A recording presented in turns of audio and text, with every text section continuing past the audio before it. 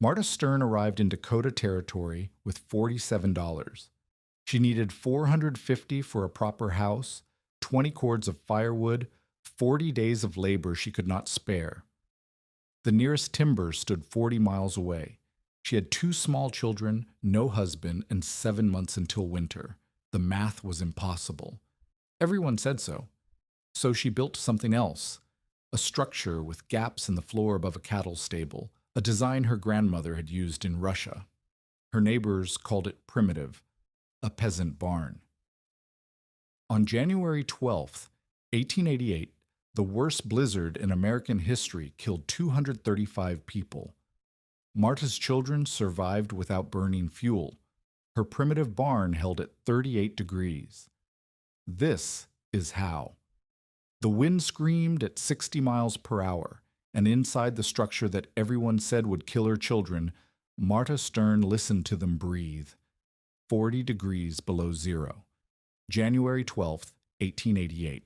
The worst blizzard in American history howled across Dakota Territory, burying homes, killing livestock, freezing men solid 12 feet from their own doors.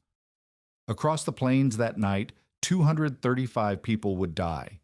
213 of them were children. But in Turner County, in a building her neighbors called Shameful, a widow and her 2 children sat wrapped in blankets on a raised wooden platform. The wood stove in the corner had gone cold 18 hours ago.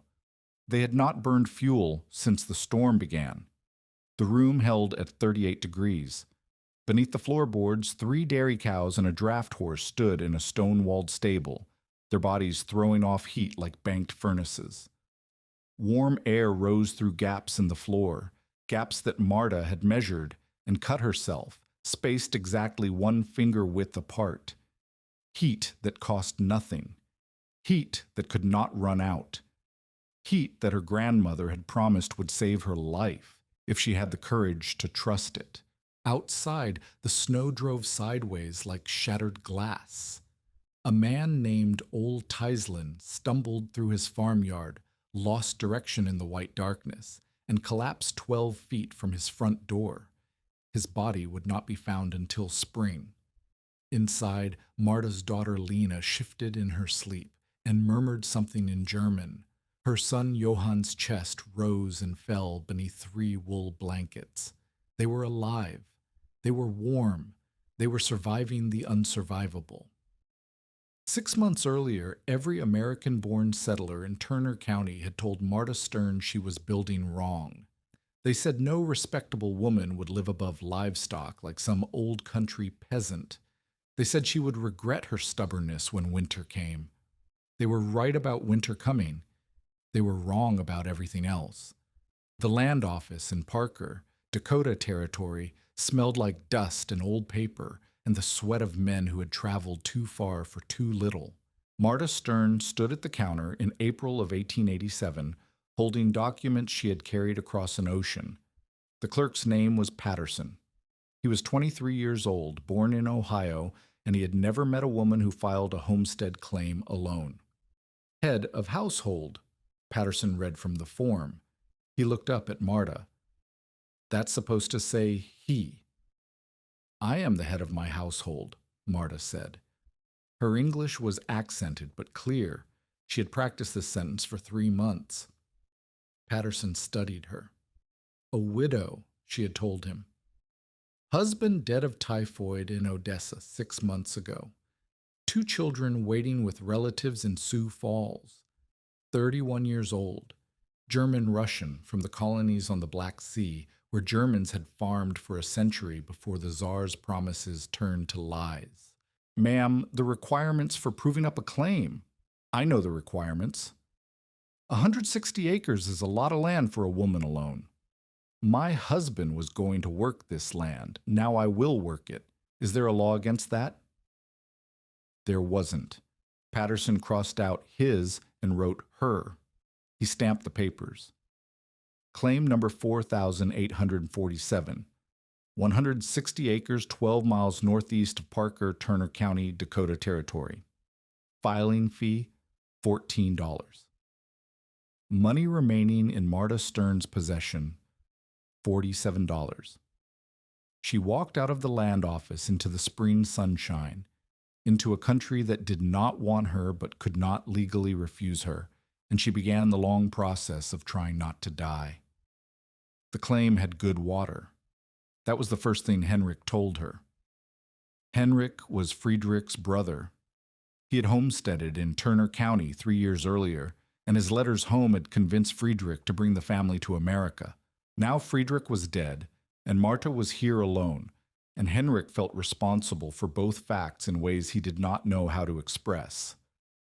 "The creek runs year-round," Henrik said as they walked her property line. "Good for cattle, good for a garden. The soil is black 6 inches down." "And timber?" Marta asked. Henrik was quiet. "Henrik, timber." "There is no timber on your claim," Henrik said. "The nearest stand is 40 miles west. You would need a wagon and a team and 2 weeks of travel time. And even then what? Even then you would not have enough." Henrik stopped walking. He was a practical man, a man who measured things. He measured Marta now, calculating whether she could hear the truth. A family needs 20 cords of firewood to survive a Dakota winter. Cutting and hauling a cord takes 2 days of hard labor. That is 40 days of work. You have children to feed, land to prove up, a garden to plant. The mathematics do not. What about coal? $18 a ton, when the railroad can deliver it. In winter, sometimes the trains do not run for weeks. Marta looked at her land, 160 acres of grass and black soil and nothing else. No trees, no shelter, no way to heat a home through 6 months of winter that regularly dropped to 30 degrees below zero. "Show me the cabin," she said. The previous claimant had built a shanty near the creek, 12 feet by 14 feet, made of green lumber that had warped and cracked within months of construction. Newspaper stuffed in the gaps, a single window broken, no stove, a door that hung crooked on leather hinges. "The man who built this ran out of money in October," Henrik said. "He was burning hay by November, twisting slough grass into sticks and feeding it into a tin stove that threw sparks. By December he was gone, walked to Parker, caught a train east, never came back." "Where did he get the lumber?" "The yard in Parker. $30 per 1,000 board feet for common stock, $50 for finished lumber." Marta did the math. A proper cabin, 16 by 20 feet, weather-tight walls, a real floor, would require at least 15,000 board feet. $450, plus windows, plus a stove, plus the 20 cords of wood to feed it. She had $47. The numbers were impossible. The situation was impossible. A widow with 2 children, no timber, no money, no husband, no help, trying to survive a Dakota winter in a territory that killed strong men with resources and support and everything she lacked. "There's a man you should speak with," Henrik said. "Albert Johansson, Norwegian. He has been here 9 years. He survived the hard winter." The hard winter? 1880 to 81. The trains stopped running for 100 days. People in De Smet nearly starved. Snow drifted over second-story windows. If anyone knows how to survive here, it is Johansson. Albert Johansson was 53 years old, with hands like oak burls and a face carved by wind. He had come to Dakota Territory in 1878 with his wife and 4 children. 3 of those children were still alive. He met Marta at her claim on a May morning and walked the property without speaking. He examined the failed shanty. He tested the soil with a knife. He studied the creek bed and the slope of the land and the way the grass bent in the wind. Then he asked Marta what she planned to build. She told him. She described the structure her grandmother had lived in the German colonies of southern Russia, a building where humans and animals shared one roof, stone foundation, walls of clay and straw, living quarters above a stable. gaps left in the floorboards to let the heat rise. Johansson's face changed. It closed like a door. That is how they live in the old country because they have no choice, he said. Here we do better. Here we do not sleep above our animals. My grandmother never burned more than 3 cords in a winter, even in the worst years. This is not Russia. Johansson's voice hardened. The cold here is different. The wind here is different. I've seen men freeze to death in this territory because they did not respect what this land can do. Men with resources, men with experience, men with strength you do not have. I have knowledge they did not have. You have superstition. Johansson took a step toward her. He was not threatening, he was pleading in his way. Mrs. Stern, listen to me. You have no husband. You have no sons old enough to work. You have no money for proper lumber. You have no time to cut sufficient wood. What you are describing is not a home. It is a coffin for your children. The words hit like stones. Marta felt them land, felt the bruise of them, felt the doubt they were meant to plant. What do you suggest? She asked. Go back to Sioux Falls. Find work as a domestic. Save money until you can afford to do this properly. Or, he paused, find a husband. There are men here who need wives, a woman with land. I will not sell my land. I will not sell myself. Then I cannot help you. Johansson turned to leave. At the edge of the property, he stopped. Physics does not care about tradition, Mrs. Stern. You cannot wish yourself warm. Remember that when the cold comes. He rode away. Marta watched him go. Then she walked back to the failed shanty with its cracked walls and broken window and newspaper stuffing, and she began to make a list of what she would need. That night in Henrik's cramped sod house, Marta lay awake and listened to the wind moving across the prairie. It was a spring wind, gentle, carrying the smell of new grass. In 7 months, it would carry death. She thought about Johansson's words. He was right about the math. He was right about the physics. A woman alone could not cut 20 cords of wood. $47 could not buy a proper house. The numbers did not work, no matter how many times she calculated them. But Johansson was wrong about what physics meant. She remembered her grandmother's house in the Molochna colony. Walls 3 feet thick, made of batsa, clay from the riverbank, straw from the fields, manure from the cattle, all mixed and dried in the sun until it was harder than wood. The English had a word for it, adobe, but batsa was different. Batsa was what you built when you had nothing but earth and animals and the knowledge of how to use them. The stable was on the ground floor. 8 stalls for cattle, 2 for horses. Above, reached by an interior stairway, the living quarters spread across 4 rooms. The floors were rough pine planks, and between those planks were gaps, narrow, deliberate, spaced every few inches like the strings of an instrument. Her grandmother called them breathing floors. The warm air from the cattle rose through the gaps and pooled against the ceiling. On the coldest nights, when wolves came into the village and the river froze solid to the bottom, the living quarters stayed above freezing without burning a single stick of wood. The family across the road had a proper German house, separate from their barn. They burned 12 cords of wood that winter. They still lost 2 children to cold. Marta's grandmother lost no one. Heat rises. This was physics. A cow's body burned food and turned it into warmth, the warmth of a furnace that ate hay instead of wood. 1 dairy cow generated the heat of 19 people. This was also physics. Johansson said physics did not care about tradition. He was right. Physics cared about insulation, about thermal mass, about the 12,000 BTUs per hour that 4 animals could generate in an enclosed space. These were numbers. These were facts. These were the weapons Marta would use against a winter that did not know she was supposed to die. But there was a cost. There was always a cost. Building the structure her grandmother built would require the entire summer. Every hour she spent mixing batsa was an hour she could not spend planting crops.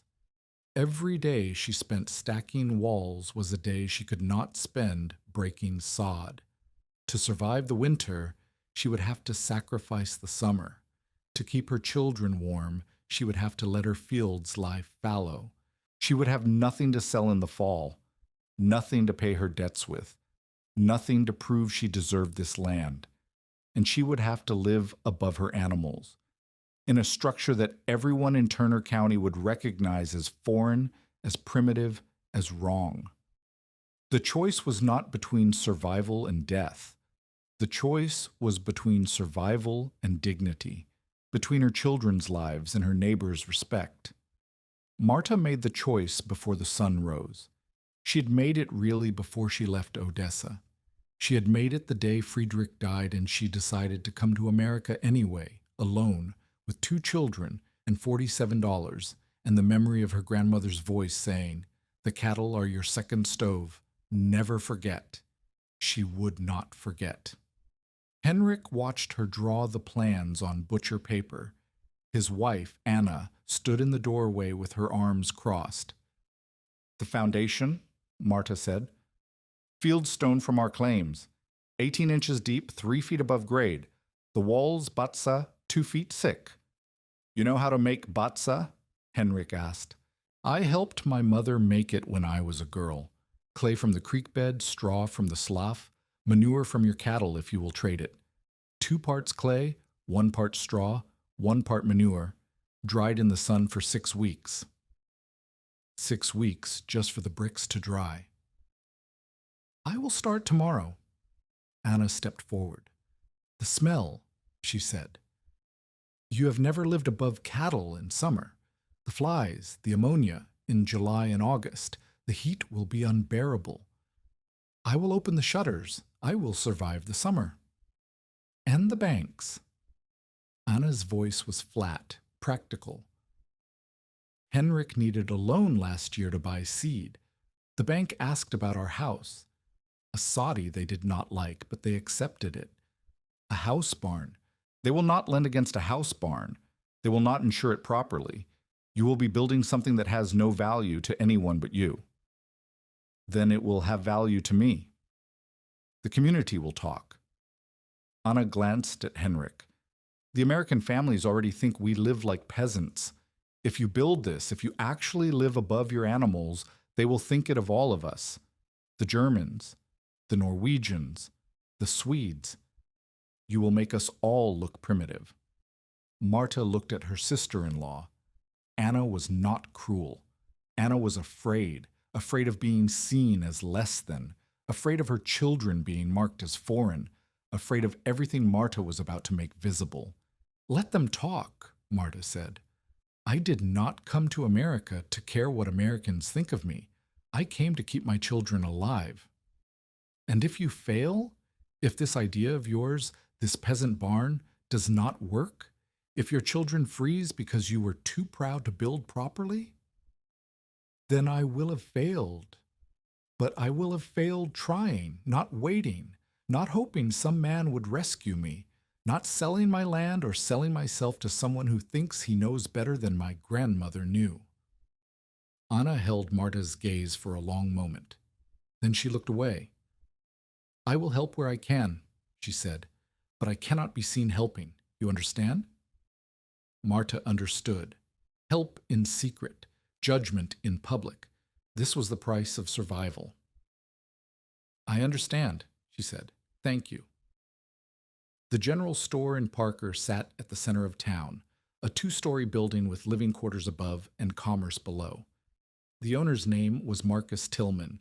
He was 41 years old, born in Ohio, and he had come west not to farm but to profit from those who did. Tillman sold everything a homesteader needed: seed, tools, fabric, ammunition, coffee, sugar, flour. He also extended credit, At interest rates he set himself to families who could not pay cash. When those families failed, and many did, Tillman collected their improvements and their land and added them to his holdings. He owned notes on half the farms in Turner County. He was patient. He was careful. And he paid close attention to which homesteaders were likely to survive. In June, Marta walked into his store to buy seed. She had $12 remaining after purchasing supplies in Sioux Falls. She needed seed for a kitchen garden, vegetables to can for winter, and she needed nails for the house barn floor. Tillman studied her from behind the counter. He had heard about the widow on the old Carlson claim. He had heard about her plans. "Mrs. Stern," he said, "I understand you are building something unusual." "I'm building a home above a barn with holes in the floor." Tillman smiled, but his eyes did not change. "I grew up on a farm in Ohio. I have never seen a house with holes in the floor. The holes let the heat rise." "From the cattle?" "Yes." Tillman made a small sound, something between a laugh and a cough. "Mrs. Stern, I am a businessman. I do not judge how people choose to live, but I do judge how they choose to spend money they do not have. I have money. You have $12. Seed for a kitchen garden costs $4. Nails for your floor will cost $3. That leaves you $5, and winter is 6 months away." Tillman leaned forward. "I can extend you credit. Seed, provisions, whatever you need to get through the summer. Pay me back after harvest." "At what interest?" 10%, standard terms. Marta calculated. 10% on even $20 was $2 she could not afford. But she needed the seed. She needed to eat while she built.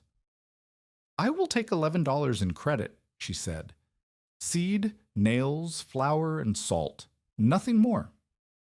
Tillman wrote the figures in his ledger. "Due October 1st, he said. "If you cannot pay, there are other arrangements we can discuss." "What arrangements?" "Your claim has good water. The foundation you are building, even if the structure is unusual, has value. If you find yourself unable to meet your obligations, I might be willing to take an interest in the property, as collateral." Marta felt the trap closing. Tillman was not threatening her. He was positioning himself. If she failed, when she failed, in his estimation, he would be there to collect. "I will pay in October," she said. "I hope so, Mrs. Stern. I truly do." Tillman handed her the receipt. But hope does not heat a house, and winter does not wait for widows. July. The sun rose at 5 and did not set until 9. 16 hours of daylight, 16 hours of labor. Marta mixed batsa in a pit she had dug near the creek. 2 parts clay, scooped from the bank in buckets that weighed 30 pounds each. 1 part straw, cut from the slough grass with a scythe borrowed from Henrik. 1 part manure, hauled from Henrik's cattle pen in a wheelbarrow that left her shoulders burning. The mixture had to be churned with bare feet, like pressing grapes for wine. She walked in circles in the clay pit, feeling the cold slop rise between her toes, feeling her legs cramp and her back seize and her body beg for rest. Johann helped where he could. 7 years old, thin and serious, he carried straw in bundles almost as big as himself. He pumped water from the creek. He watched his mother work and did not complain, because he understood somehow that complaining would break something in her that could not be fixed. Lena was too young for real work. 4 years old, round-faced and watchful, she played at the edge of the clay pit and asked questions that Marta did not have breath to answer. "Why are we putting cow poop in the mud?" "It makes it strong." "Why does cow poop make it strong?" "Because," Marta stopped. She did not actually know why. She only knew that it did, that her grandmother had done it this way, that 1,000 years of trial and error had produced this formula. Because the grass the cows ate is in the poop, and the grass has fibers, and the fibers hold the clay together. Lena considered this. Will our house smell like cow poop? Only at first. Once it dries, it smells like earth. I don't mind the smell of earth. Good, because that is what our house will smell like. The batza had to dry in wooden forms for 6 weeks before it could be stacked. Marta made 40 bricks per day, 800 bricks per week, and she needed 9,000 bricks to build walls 2 feet thick and 14 feet high. 9,000 bricks, 11 weeks of production. But summer would end in 14 weeks, and she still had to build the foundation, stack the walls, frame the roof, lay the floor, and install the stove. The numbers pressed against her like a weight. She pushed back. By the end of July, the foundation was complete. 40 feet of fieldstone stacked without mortar, shimmed with smaller rocks to keep each course level. Marta's hands were raw. Her fingernails were cracked. She had lost 8 pounds she could not afford to lose. The walls began to rise, 1 course per day, 300 bricks per course, each one weighing 40 pounds. Each one carried up a wooden scaffold and set in place with a slop of wet clay for mortar. Henrik came on Sundays to help. He did not speak about what he was doing. His wife did not ask. The help was real but invisible, deniable, a secret between family members who could not afford to be seen as complicit. On August 3rd, Johann developed a cough. It started as a tickle, a dry rasp in his throat that Marta attributed to the clay dust. She gave him water. She tied a rag over his face. She told him to stay upwind of the mixing pit. The cough got worse. By August 10th, it shook his whole body. His forehead burned. His eyes went glassy and far away. Marta carried him 4 miles to Henrik's house, walking through the August heat, with her son's body growing heavier with each step. Anna took one look at the boy and sent for the doctor in Parker. The doctor came the next day. He listened to Johann's chest, looked at his throat, felt his pulse. Dust in the lungs, he said. Maybe something else. Keep him warm, keep him fed, keep him away from the work site. For how long? A week, maybe 2. A week, maybe 2. Marta had 11 weeks of batza production to complete in 8 weeks of remaining summer. She had lost 3 days already to Johann's illness. Now she would lose a week, maybe 2. She walked back to her claim alone. The walls stood at 9 feet, 5 feet short of the target. The batza pit was half empty. The wooden forms sat waiting for clay she had not mixed, straw she had not cut, manure she had not hauled. The mathematics had been impossible from the beginning. Now they were more impossible. And somewhere in Parker, Marcus Tillman was counting the days until her note came due. On August 15th, a wagon appeared on the road from the south. It was driven by a man Marta had never seen, a German Russian, she guessed from his clothes, with a beard going gray at the edges and hands that knew work. He pulled up to her claim and climbed down slowly, like a man who had been traveling for days. "Mrs. Stern?" he asked. "Yes." "My name is Jacob Remple. I am from the colony near Freeman, 60 miles south." He gestured at the half-built structure behind her. "I heard about your building. I wanted to see it for myself." "You came 60 miles to see an unfinished house?" "I came 60 miles to see someone building a Wohnstall house." Jakob walked toward the walls, running his hand along the batza. "My grandmother had one in Prussia. My mother remembered it. I never saw it myself. I was born in Russia after they moved. But I remember the stories." "What stories?" "The winter my grandmother's sister froze to death, in a proper German house, with a proper German stove, 12 feet from the Wohnstall house, where my grandmother's family survived without burning any wood at all. Jacob turned to face her. They said my grandmother was a peasant for living above her animals. They stopped saying it after that winter. Marta felt something loosen in her chest. Not hope, exactly. Recognition. The knowledge that she was not alone, not crazy, not the only person who remembered. "Why are you here?" she asked. "I brought you something." Jakob walked back to the wagon and lifted the canvas covering the bed.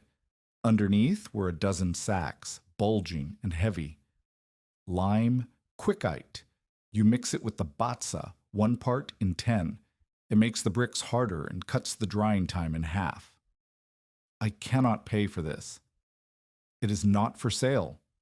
Jakob lifted a sack onto his shoulder. "This is a purchase. I am buying the right to tell my grandchildren that I helped build the last Wohnstall house in Dakota Territory." Marta opened her mouth to protest, to say that she could not accept charity, that she had to earn what she received, that her pride. She closed her mouth. Her pride was not worth her children's lives. "Thank you," she said. Jakob nodded. "Show me where to put it." With the lime, the drying time dropped from 6 weeks to 3. With Jakob's labor, he stayed for 10 days. Working alongside Marta from dawn to dark, the walls rose faster. September 1st, 11 feet. September 8th, 13 feet. September 15th, 14 feet. The walls were complete. The nights turned cold. Frost rimed the grass in the mornings. Geese flew south in long V formations, and their calls sounded like warnings in a language Marta almost understood. Henrik came with a team of horses and helped raise the roof beams. Anna sent food, bread, salted pork, preserved vegetables, and did not ask for payment. Johann's cough faded, leaving him thin and pale, but alive. On October 5th, Marta nailed the last board of the living floor into place. She had cut each plank herself, measuring the gaps with a stick she had whittled to exactly the width of her index finger. 47 gaps in total, spaced evenly across 320 square feet of living space. Below the stable floor was packed earth, sloped for drainage, divided into 4 stalls by low walls of stacked stone. The stove went in the corner, a squat iron box with a pipe that rose through the roof, capable of heating the room to baking temperatures when fed with wood. But Marta did not light it. Not yet. She walked down the interior stairs to the stable level. The walls here were the same batsa as above, 2 feet thick, holding the earth's coolness in summer and its warmth in winter. She had whitewashed them with lime to reflect what little light came through the 2 small windows. The cattle arrived on October 10th. 3 dairy cows, purchased from a Swedish family returning to Minnesota after 2 failed harvests. $38 for all 3, plus Henrik's draft horse on loan for the winter, 4 animals, 12,000 BTUs per hour between them. Enough to keep 320 square feet above freezing, according to the calculations Marta had scratched on butcher paper by candlelight. That night, with the temperature outside at 28 degrees, Marta sat in her living quarters and did not light the stove. She sat in the dark with her children asleep beneath 3 wool blankets, and she felt the heat rising through the floor. By midnight, the room held at 39 degrees.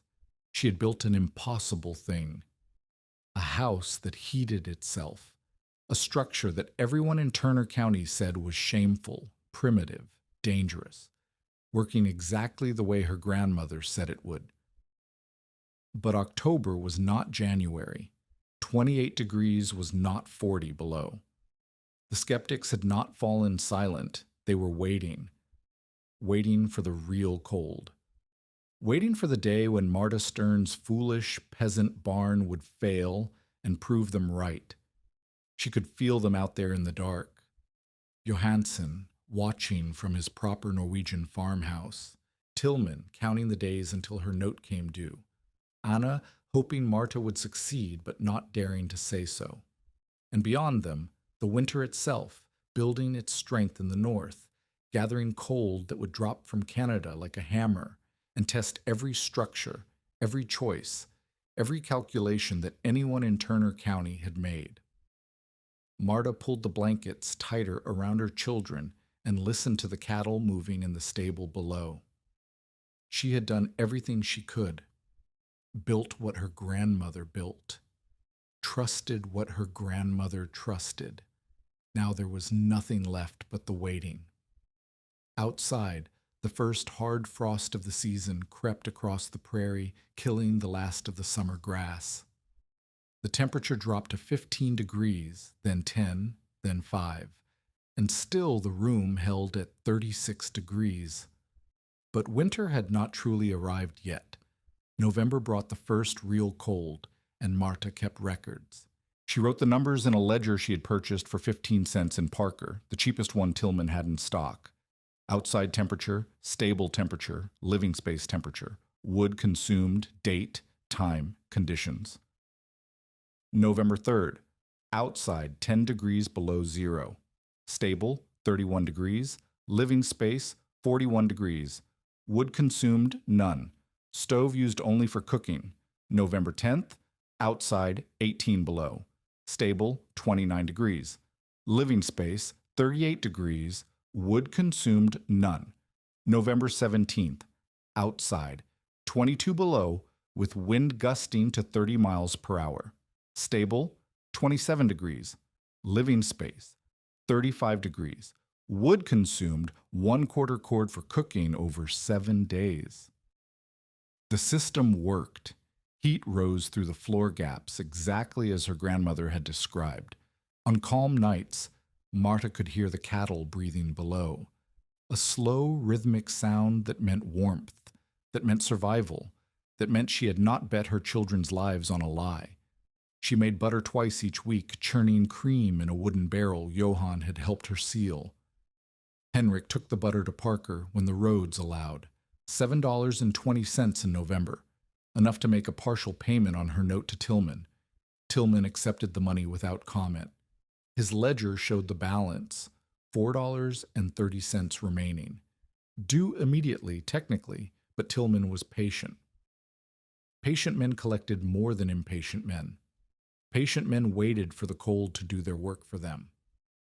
In late November, Albert Johansson rode to Marta's claim. He did not announce himself.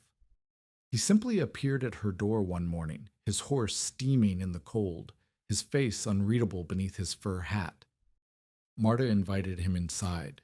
Johansson walked through the living space slowly. He touched the walls, testing the batza for cracks. He knelt and examined the floor gaps, measuring them with his fingers. He descended the stairs to the stable level and stood among the cattle, watching the steam rise from their bodies. When he returned to the living quarters, his face had changed. Something had shifted behind his eyes. "It is warmer than I expected," he said. "The temperature has not dropped below 34 degrees in the living space," Marta replied, "even when it reached 22 below outside. And the wood? 1/4 cord in 3 weeks, for cooking only." Johansson was silent. He looked at the stove, cold and dark in its corner. He looked at the children, Johann reading a German primer by the window, Lena playing with a corn husk doll on the floor. He looked at the gaps in the floorboards, those narrow slits that let the warmth rise. "Wait until January," Marta said. Johansson met her eyes. "I am waiting," he said. "We all are." She understood his meaning. This was not acceptance. This was suspended judgment. If the house barn held through the deepest cold, Johansson would reconsider everything he thought he knew. If it failed, if Marta and her children froze, or sickened from the animal vapors, or watched the walls crack and the heat escape, he would shake his head and say he had warned her. The whole county was watching. The German families wanted her to succeed, because her success would vindicate something they had been told to forget. The American families expected her to fail because her failure would confirm what they already believed about immigrants and their primitive ways. And Marcus Tillman watched most carefully of all. He had already made quiet inquiries about the value of stone foundations and bozza walls, how much they might fetch if converted to a proper barn, how much the land beneath them might be worth to a man with resources. "You have built something," Johansson said finally. "I do not yet know what." He left without saying goodbye. Marta watched him ride away and felt the weight of his doubt pressing against her like the cold itself. December was strangely mild. Temperatures hovered near 20 degrees, cold, but not killing cold. The snow fell gently, accumulating in drifts that Marta could clear with a shovel. The cattle stayed healthy. The children stayed warm. Marta used the mild weather to stockpile hay, forking it from Henrik's surplus into her stable until the animals stood knee-deep in feed.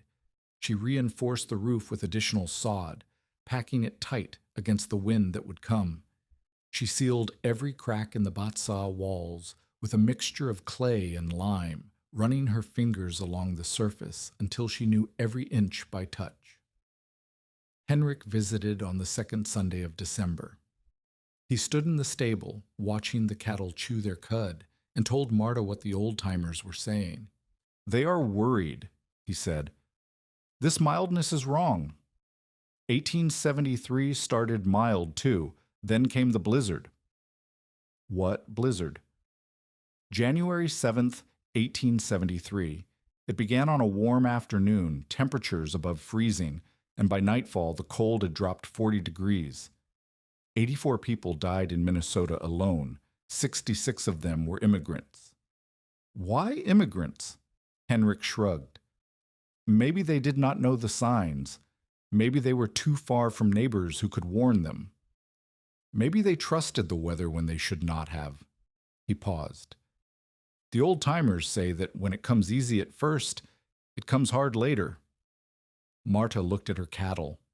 They had been restless for days, shifting in their stalls, breathing faster than usual. Animals knew things that people forgot to notice.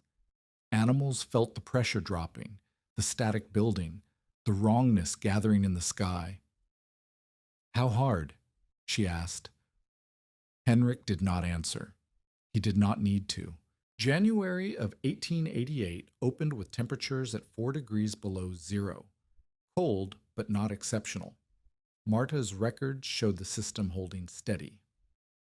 January 3rd, outside, 4 below.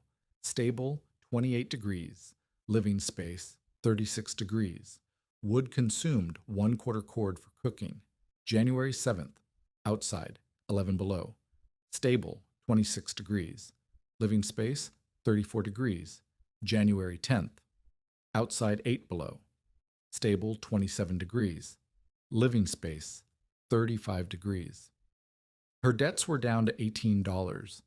The butter money came in slowly but steadily. By spring, she would be clear of Tillman. By summer, she would have a garden and a cash crop.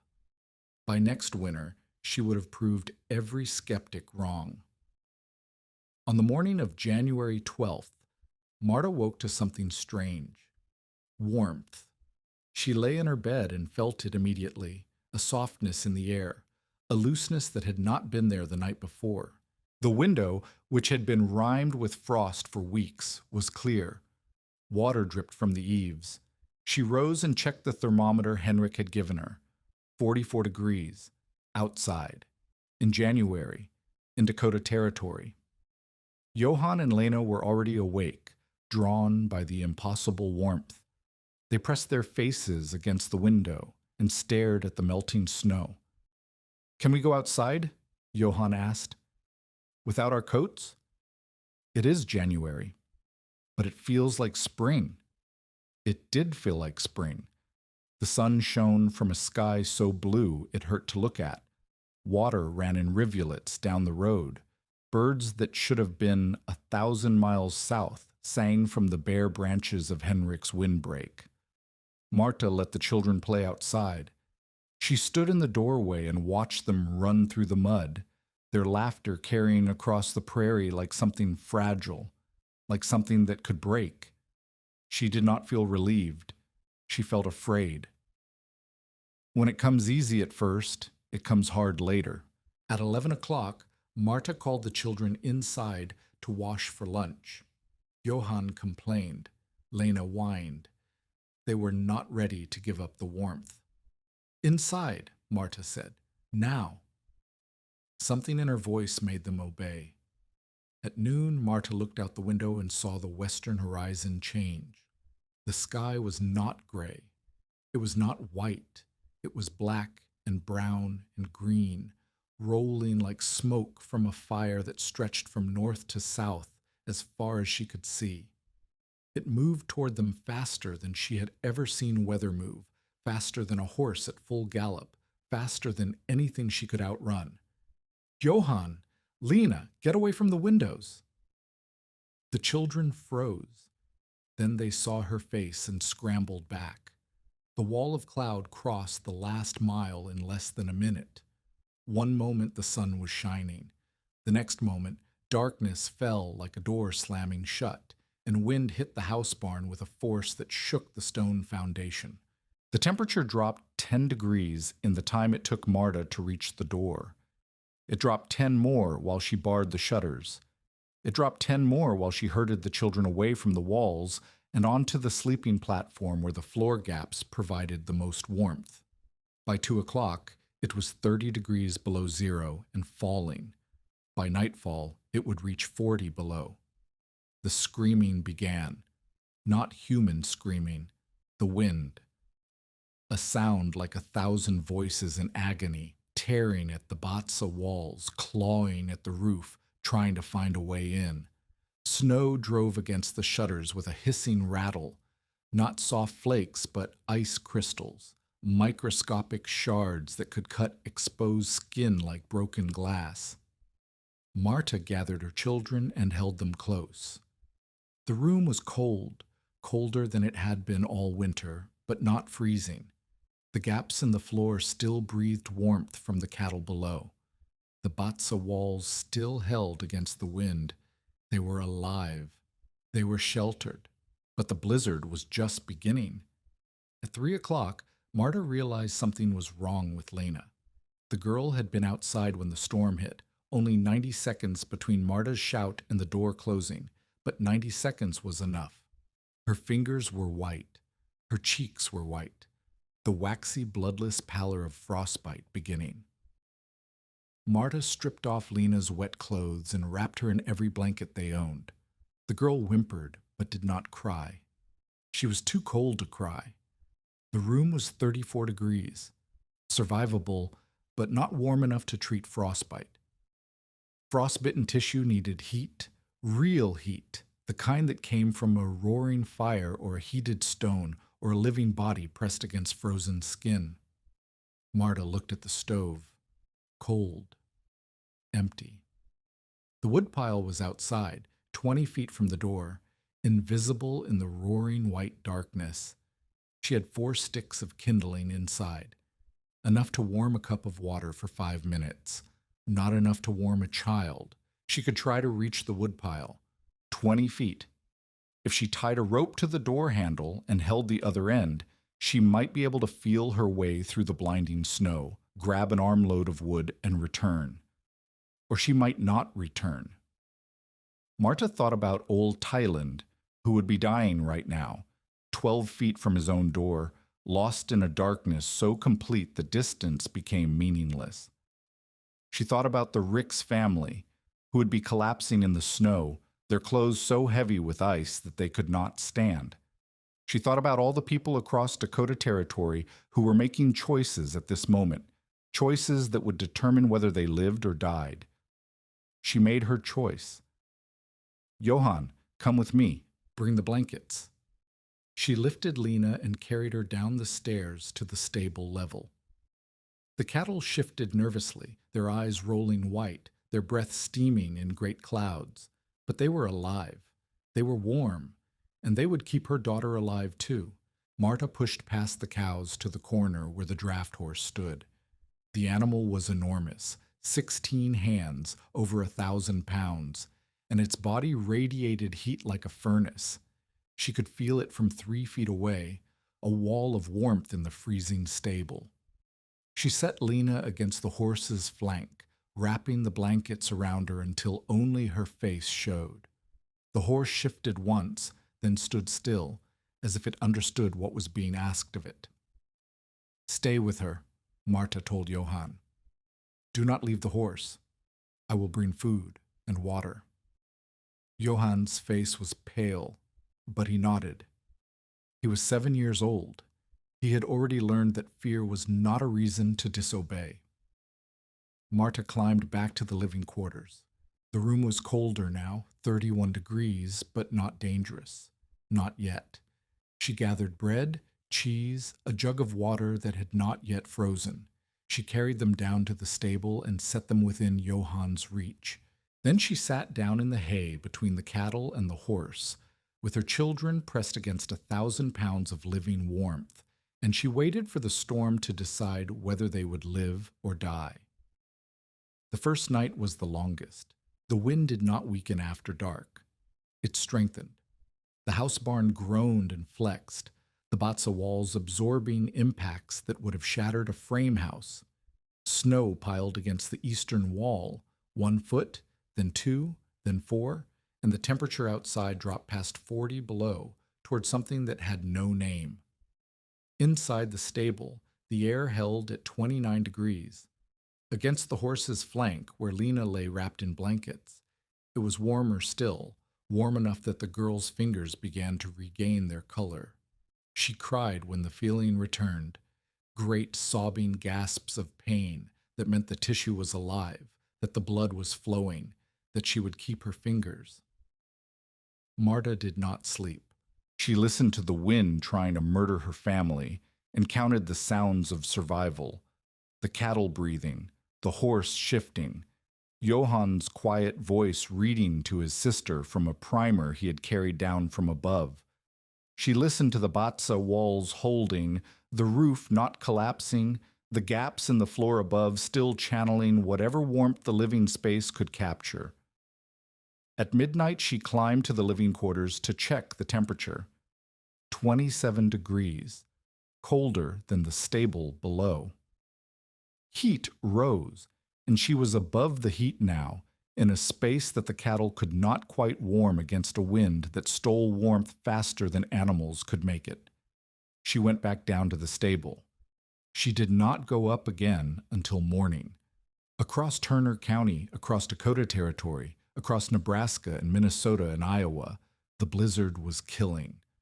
A man named Fred Eiler left his boarding house in a Nebraska town to walk 1 block to his workplace. The wind caught him before he made it 20 feet. His body was found the next morning, frozen solid, still standing upright against a fence post. A teacher named Lois Royce gathered her students in a schoolhouse near Plainview. When the fuel ran out, she tried to lead them to safety. 3 children died, 2 boys and a girl, 82 yards from the schoolhouse door. The girl was 6 years old. A farmer named William Campen was traveling home from Parker when the storm hit.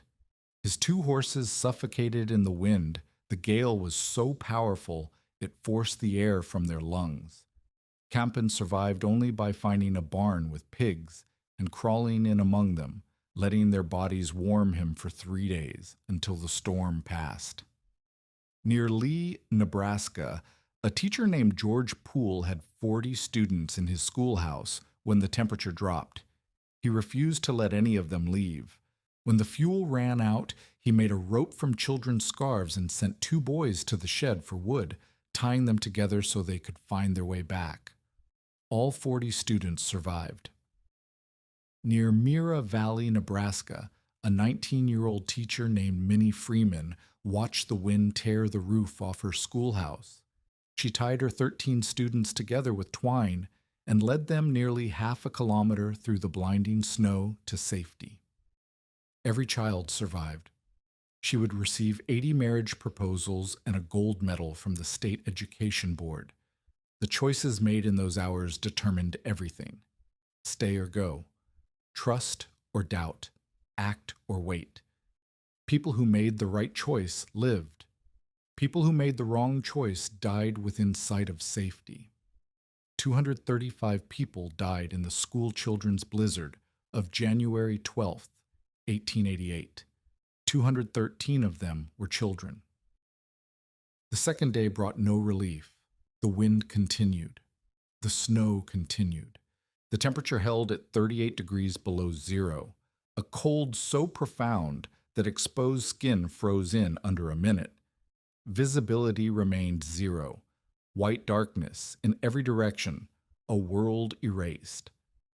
Marta rationed the food. Bread for breakfast, cheese for lunch.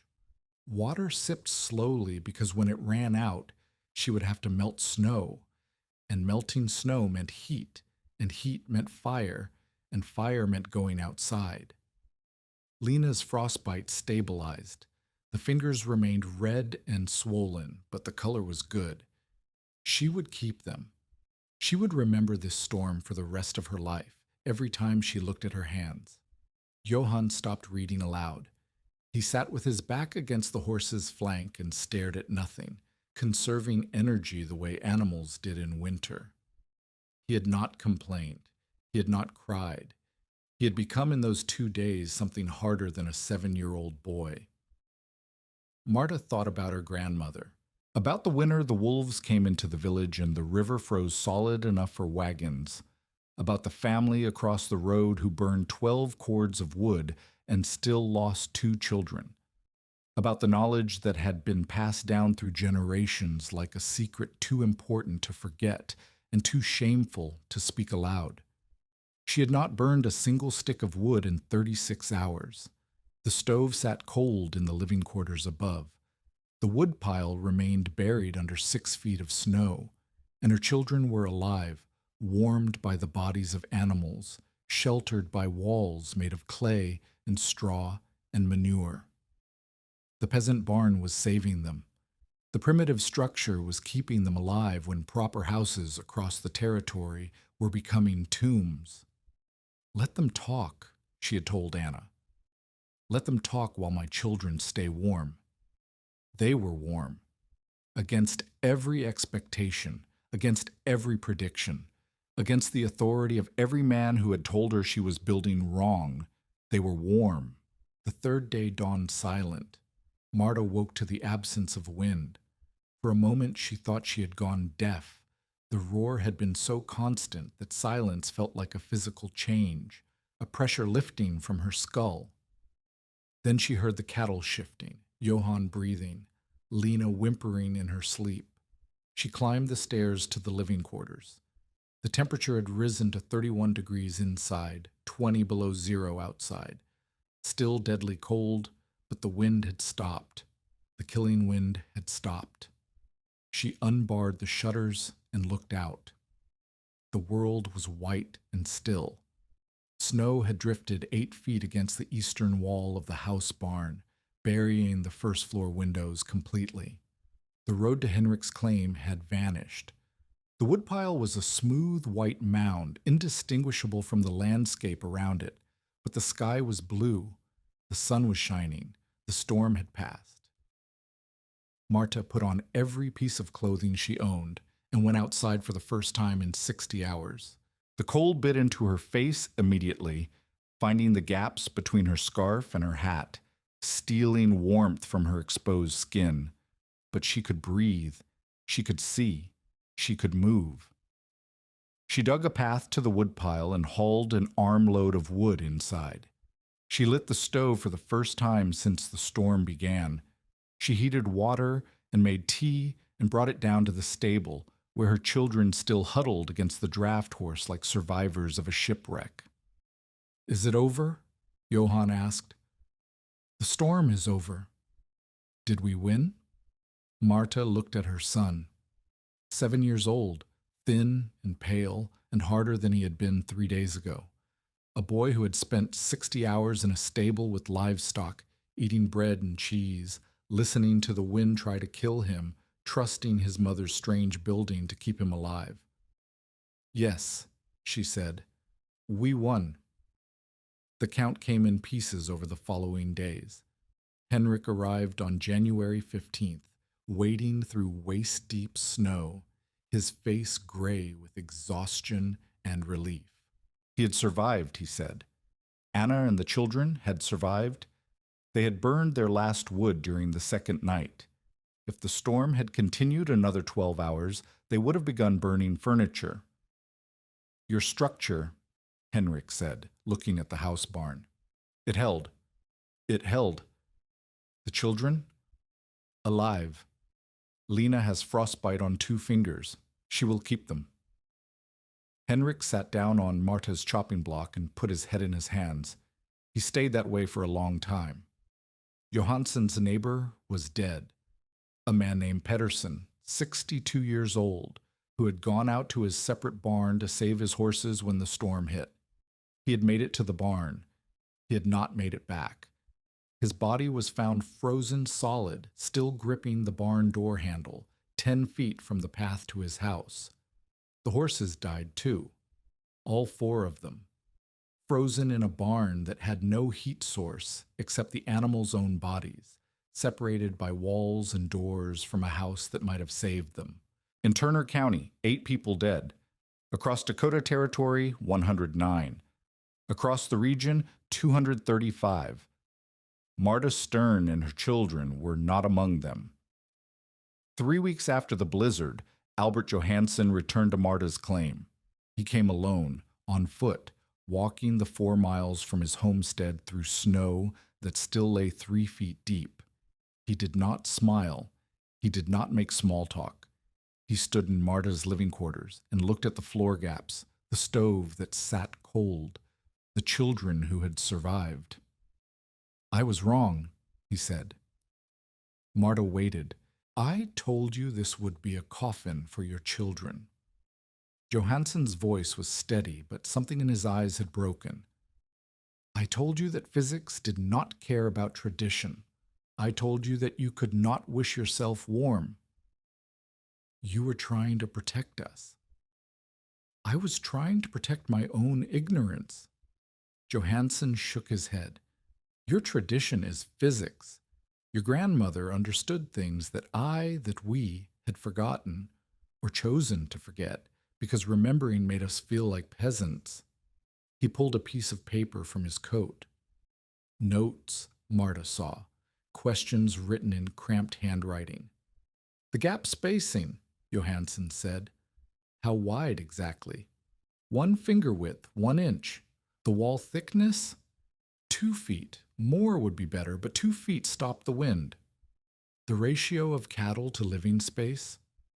1 cow per 80 square feet, minimum. More is better. The horse generates more heat than a cow. Johansson wrote it all down.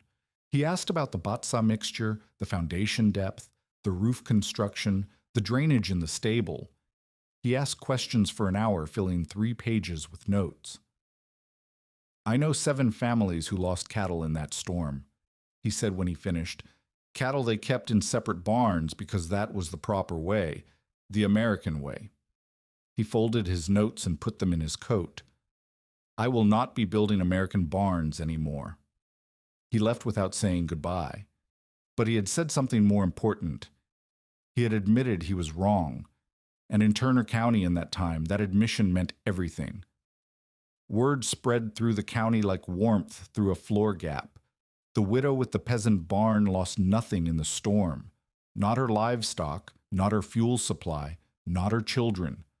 Her structure held when proper houses failed. Her method worked when conventional wisdom killed. In February, 3 families visited Marta's claim to see the house barn for themselves. She showed them everything: the foundation depth, the wall composition, the floor gap spacing, the relationship between animal mass and interior volume. She held nothing back. "Why are you telling us this?" one man asked. "You could charge money. You could make people pay for the knowledge." "My grandmother did not charge my mother," Marta said. "My mother did not charge me. This knowledge belongs to anyone who needs it." In March, 5 more families came. In April, 2 families began building house barns on their own claims, adapting the design to their materials and circumstances. By the following winter, there were 6. Anna came in April to help with spring planting. She brought seeds in her oldest son's labor. She also brought something she had never offered before. "I was wrong too," Anna said. "I told you the community would judge you. I told you the banks would never accept your building. I told you that you would make us all look primitive." "All of that was true." "Yes, and none of it mattered. Not when the cold came. Not when people were dying." Anna looked at the house barn, at the structure she had criticized and doubted and refused to be seen helping. "I let my fear of what people would think stop me from helping you openly. I will not make that mistake again." Anna's family built a modified house barn the following summer. Not a full combined structure, but a shared wall between their house and their barn, with ventilation gaps that allowed heat to transfer. A compromise between the old ways and the new, a step toward remembering what had been forgotten. Marcus Tillman did not visit. He did not apologize. He did not acknowledge anything. But in March, when Marta's final butter payment cleared her debt, Tillman recorded it in his ledger without comment. His plan to acquire her claim had failed. The structure he had expected to collect as collateral was now worth more than he had estimated. Other families wanted to build house barns, not abandon them. Marta heard later that Tillman had begun recommending combined structures to struggling families he held notes on. "Cheaper to heat," he told them, "more likely to survive." He never mentioned Marta. He never admitted she had been right. But he had changed. The blizzard had changed everyone. 235 dead had a way of making people reconsider their certainties. By the spring of 1889, the numbers told a story that no argument could refute. Turner County deaths from cold during the winter of 1887 to 88, 8, including those killed in the January blizzard. Deaths among households with house barn-style structures, 0. Livestock losses in house barn structures during the blizzard, 0. Livestock losses in separate barns, over 60% of the county's herds. The mathematics that Johansson had wielded against Marta, the physics that did not care about tradition, now testified in her favor. Heat rose. Animals generated warmth. Walls made of earth held when walls made of lumber failed. These were not superstitions. These were facts, written in the survival rates of families who had trusted knowledge that their neighbors had mocked. The skeptics had been waiting for Marta to fail. Instead, they watched her succeed while their own methods killed their livestock and nearly killed their families. The vindication was not sweet. 235 people were dead, but it was complete. Marta Stern lived in her house barn until 1903. In the spring of that year, a fire started in the stable level. A knocked-over lantern, dry hay, bad luck. The flames climbed the interior stairs and consumed the living quarters before Marta could do anything but grab her children and run. She stood in the yard and watched the Batsa walls blacken and crack. The structure that had saved her life burned for 6 hours, collapsing finally into a heap of rubble and ash on the fieldstone foundation she had laid 16 years earlier. By then, she had remarried. Her husband was Jacob Remple, the Mennonite who had brought lime and labor when she needed them most. He had returned to Turner County in 1890, looking for the woman who built the last Wohnstall house in Dakota Territory. He found her. He stayed. Together, they built a new house on the same foundation, a proper frame house this time, with a separate barn nearby. The banks would accept it as collateral. The insurance companies would cover it at standard rates. The neighbors would not whisper about peasants and primitives. Marta never forgot what the house barn had given her. 15 winters without losing a child, without running out of fuel, without lying awake wondering if the morning would find her family frozen. She never forgot what it had cost her either. Years of judgment, of isolation, of being the woman who lived like an animal. Johann grew up to be a carpenter. He specialized in barns. He never built a house barn, but he never built a barn without thinking about heat transfer, about the relationship between animals and shelter, about the knowledge his mother had carried across an ocean. Lena kept the 2 fingers that frostbite had marked. When people asked about them, she told the story of sleeping against a draft horse while the worst blizzard in history screamed outside. She told it as a triumph, not a tragedy. She made sure her own children knew where they came from. By 1920, almost no one in Dakota Territory was building house barns. The social pressure had won. The banks had won. The insurance companies had won. The American way, separate structures, separate functions, separate lives for humans and animals, had become so dominant that children did not know their grandparents had once lived differently. The old house barns fell into disrepair. Some were converted to regular barns. Some were torn down for materials. Some simply collapsed, their botsa walls melting back into the earth they had come from. Today, fewer than 12 house barns survive in the entire United States. Most are ruins. A few are museums. The Lutza House Barn in Wisconsin, the Welk Homestead in North Dakota, the Merkwan House Barn in South Dakota. Each one is listed on the National Register of Historic Places, not as a home, but as an artifact, a curiosity, a relic of a time when people lived like peasants because they had no better choice. The technology worked. The prejudice worked harder. In 2008, a team of agricultural engineers published a paper on passive heating in livestock facilities. They calculated the BTU output of dairy cattle, the thermal dynamics of shared air spaces, the potential for reducing energy costs in modern farm buildings. They did not call their concept a house barn. They called it integrated thermal management. They presented it at conferences as an innovation, a breakthrough, a new way of thinking about the relationship between animal agriculture and energy efficiency. They did not know that a German-Russian widow had used the same principles to survive the deadliest blizzard in American history 120 years earlier. They did not know that her grandmother had known it before her, and her grandmother's grandmother before that, stretching back through centuries of winters that killed the ignorant and spared the wise. The knowledge had been forgotten. Now it was being rediscovered. And the engineers who rediscovered it had no idea they were remembering something rather than inventing something. This is how knowledge dies, not all at once, but in pieces, not through catastrophe, but through embarrassment.